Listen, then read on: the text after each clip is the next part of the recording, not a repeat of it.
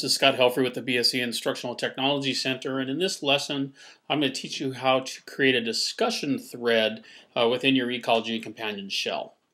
Okay, we're assuming that you've already logged in to your course. I'm logged in to the shell that I've been using for this video series, and I can see I've got my cellular structure unit item over here on the left. I'm going to go ahead and open that up, and we can see that I have a couple items that I created along with an assignment.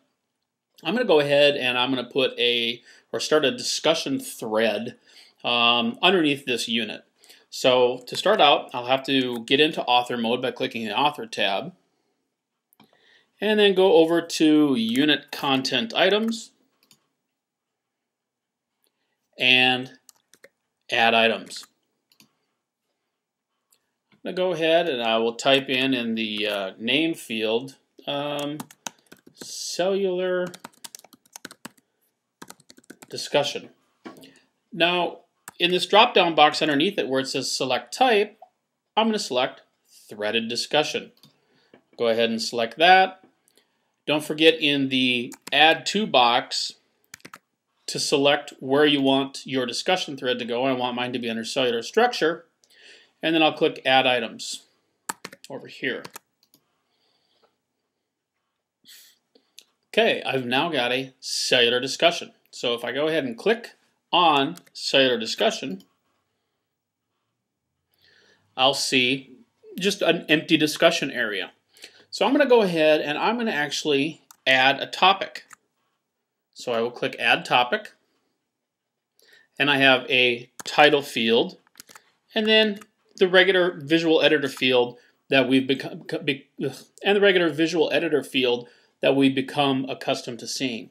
So the title is going to be discussions about cellular membranes. That's not how you spell membranes, is it? Membranes. I apologize to all the biology instructors for destroying your decent work. Okay, cellular membranes. Get rid of that one. Cellular membranes. And I'll put in some content here. Please discuss your thoughts on membranes. Be sure to post an original topic, and don't forget to respond to at least 2 of your fellow students. Leave it like that. So I will go ahead and click add topic, and right here it is, discussion about cellular membranes. Okay, now you can see that I have discussion about cellular membranes sitting here along with respond. I'm not going to respond to anything because I am the instructor and this is what I've posted for a discussion. But I've got another web browser open, and I'm logged in as a student, and I'm going to go ahead and reload this because I just added the discussion thread. And I'll click on cellular structure, and I see my cellular discussion. I'll click cellular discussion, and here is the topic. Discussion about cellular membranes. Please discuss your thoughts on membranes. Be sure to post original topic. Don't forget da-da-da-da-da-da. So I'm going to respond to that. Now I'm a student, remember. My subject, I'll call it membrane response. And I'll just put insane in the membrane.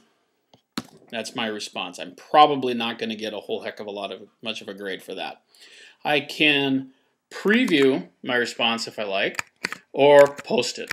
I'm feeling lucky, so I will just post it. And now we can see a discussion thread has started. Membrane response, insane in the membrane, and this is the username that I've logged in as far as a student goes, faculty training 1, so that's a student. So if another student then wanted to respond, or if I would respond to my own, I'm responding to membrane response, insane in the membrane. Heck yeah. I can't think of anything. I apologize. Post my response. And now we can start to see that we are creating a discussion thread all the way from the original title, the original topic, down to the various responses and who they're from. Now over in this area, if I had more than one student, you would see who it was that responded to that. Now I'll go back and my account that I have logged in as a faculty member or an instructor for this course. Go into my cellular discussion.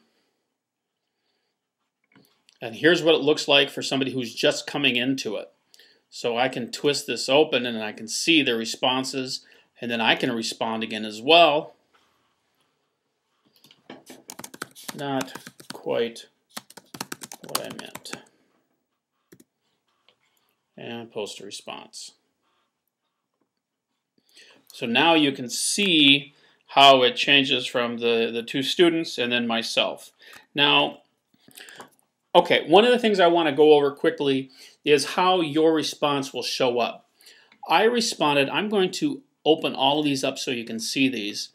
I had responded, here I am here, to this first response, the membrane response, heck yeah. That's what I responded to when I said not quite what I meant. Now I'm going to show you what happens if I go up and I'm going to respond to the very first response. I know it gets kind of confusing, but I'm the instructor, so I'm going to click respond and say you have a lot to learn, period. And I will post it. Now let me expand these. And you'll see that both of my responses are in order. So while I put you have a lot to learn, it's not going to show up immediately underneath this one. That's where you have to kind of look at where these little pluses are. If I collapse all of these, you can see that this was the initial response to my posting, and then another response to that response, and a response to that response. Okay, then I responded to the first response, which is why it's in order, it's at the bottom, but you'll see that it's outdented to the left, so it's directly below that one. So in the order in which they are posted is the order that they'll be listed, but the indentation shows you which part of the discussion is a response to what. I guess it's something that you just kind of have to look at and play around with until you kind of get the hang of it. So that's how a threaded discussion works within eCollege.